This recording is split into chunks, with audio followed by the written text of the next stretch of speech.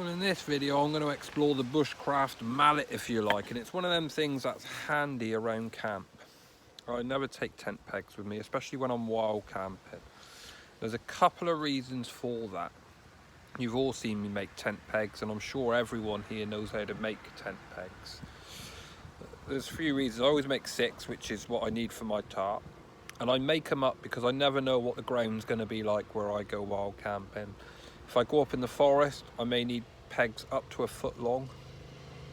And if I'm down in hard, you know, and the ground is really tough, hard ground, I make pegs kind of 6, 8 inches long. So what I tend to do is I make a mallet to go with that. And what that does is it saves the back of my axe. So I'm not pounding all the time. And that puts a massive strain on the axe by doing that. So I tend to just make up a mallet in 6 pegs, and it's one of the most simplest tasks we can do. But obviously we're going to make the mallet in this one, and then later on I should be on a wild camp kind of next weekend, and I'll make up a few pegs on that, and you'll see that in that video. So the mallet itself, you will need a bit of wood. The green wood is better for this. 1, it's easier to carve, and 2, the moisture content in it makes it heavier to use. And of course it's quite a renewable source of wood, a resource in the wood that you can take. This willow grows everywhere. Once I cut a huge chunk of this, you'll notice it all sprout again and again and again. It's like coppicing really. Hazel's another good one for this. So you can take your bit of wood, that's my mallet, it's going to be my mallet. You will need some tools for this. You'll need a saw. You don't need a saw this big. Obviously this isn't really not pack sizable, although I put it in my pack. I like the added benefits of having a fixed blade saw. And this is the one that I'm favouring at the moment. It's a great tool. You'll notice it's flat, and the edge, cutting edge on it here is flat. I don't use a curved saw for this. Makes it very hard to work off a block or something like that. So what I need to do is make some really simple cuts, and of course you will need your bushcraft knife or your knife. Try to use a fixed blade knife for this if you can, although some people will use a Mora, which ain't quite fixed blade. You need quite a sustainable knife if you're ever going to baton it. I wouldn't recommend using a folding knife for this at all. You are likely to risk injury to yourself. The fixed blades are not designed to be batoned, although you will see videos on YouTube. Use a tool what it's supposed to be used for. Light batoning in a knife should be fine. It's steel versus wood, so steel in theory should work, and there's obviously a fixed blade is what we talk about, where the whole tang of the knife runs through to the handles. It's a one-piece construction. There's my bit of wood. I'm going to have to make some really simple cuts on that. I'm going to make a stop cut all the way around this, handle size, so I measure it up. It's not a bad knockometer. Here's one I knocked up earlier. This is for one to use around the house. I've got some big stakes to drive in, and I wanted something sustainable. Obviously you wouldn't use something that big out in the field, but for tent pegs, things like that, it's a handy tool to have around camp. So when I do this, I'm going to readjust the camera. I don't want to do no editing because I want you to see how simple these projects really are. So I am going to kind of cut all the way around this, making a stop cut. Just measure up my hand here on this. That'll do. And I make this stop cut.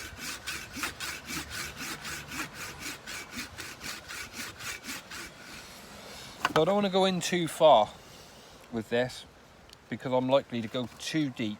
And a saw like this, very powerful saw, so it doesn't take a lot of effort. I keep going around the wood. Around.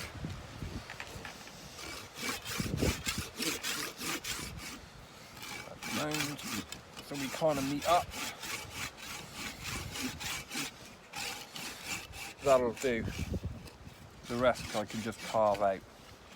So I've gone all the way around and I'm just rotating that on the block, and you can see the benefits of having a strike cut saw for this, more than a curved saw. I'd have to go to the edge of the block to achieve it, although it is still achievable. So we're going to batong this and split it off. I have got a small batong here that I use for these projects. I'll readjust this so you can see.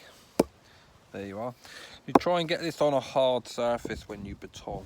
Energy will be absorbed through the woods into soft ground, so you'll just, if you ever use an axe, and I'm sure everyone has on wet ground, the energy is being absorbed through soft ground. It's taking the impact, so you're not really achieving nothing.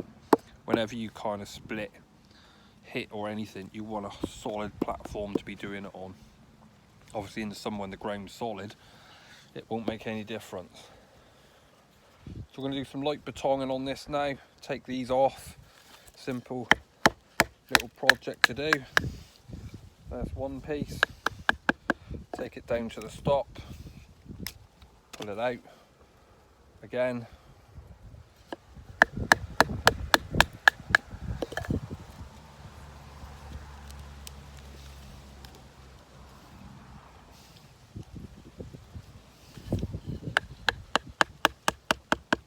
May need cutting a little bit, that one. That was fine. And again. I'm trying to do as much of the work as I can now, so it's less carving at the end. Take that out. And again, this side.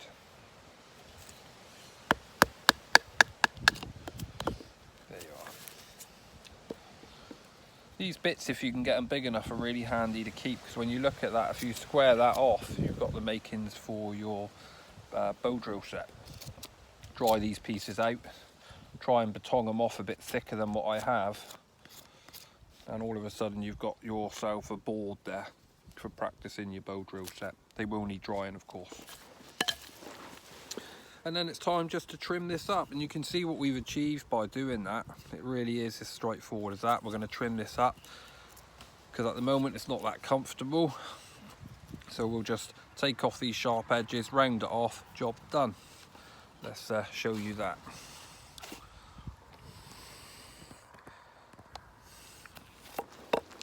Again on the board,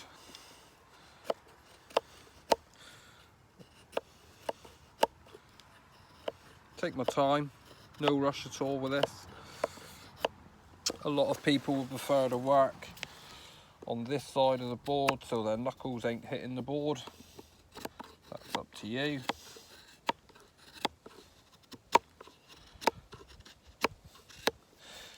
Whenever it comes to these projects, you need a very sharp knife.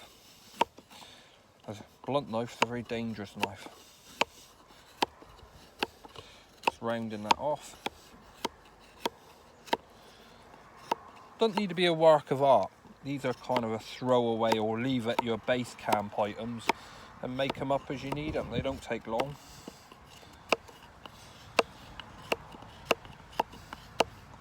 You can see how I'm just rotating the wood, letting the knife do the work.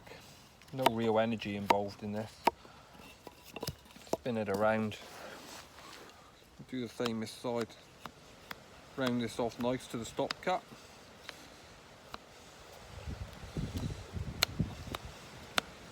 Bit of a knot there. Just whip that out. Chop these off.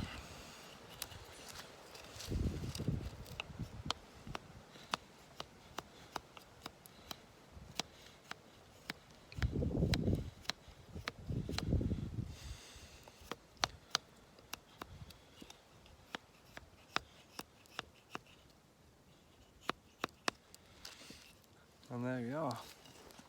That really is our mallet that I've now got to bang in my tent pegs when I get to camp, and just use it as a general tool around camp. You'll be surprised how many times you'll use that.